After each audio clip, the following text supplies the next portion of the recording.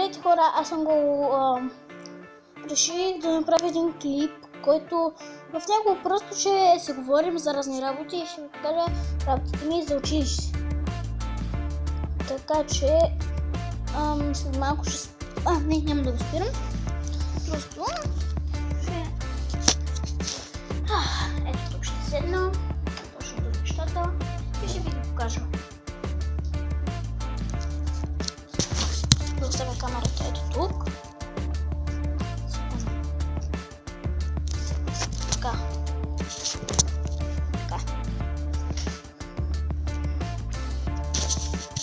Може вече да ме виждате по-добре. Първите са ето тези два молива. И вижте на първо това.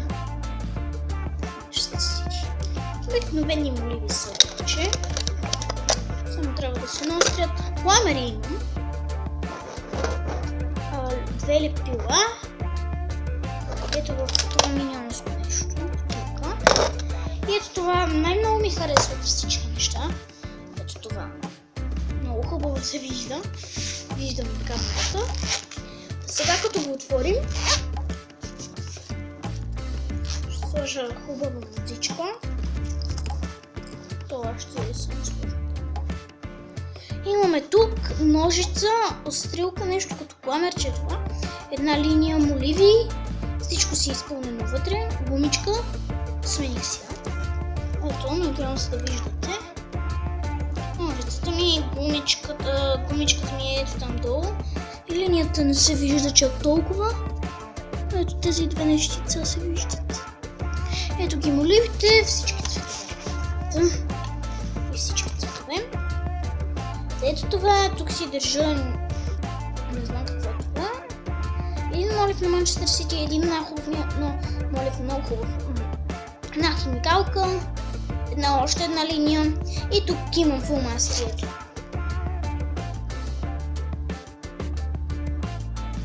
Така.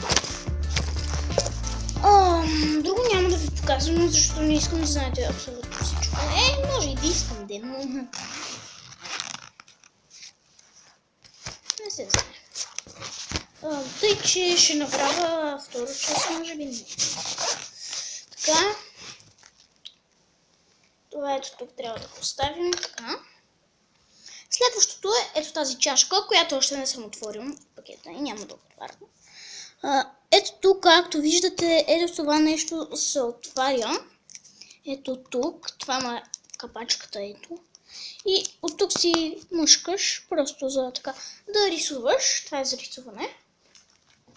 И всеки ученик трябва да има такива някакви като клечици за смятане. Ето. И клечици, какво? Някакви са много яки. Ще покажа тези неща, които искам само. Ето това е лепило. Едно тефче тук, няма да го показвам.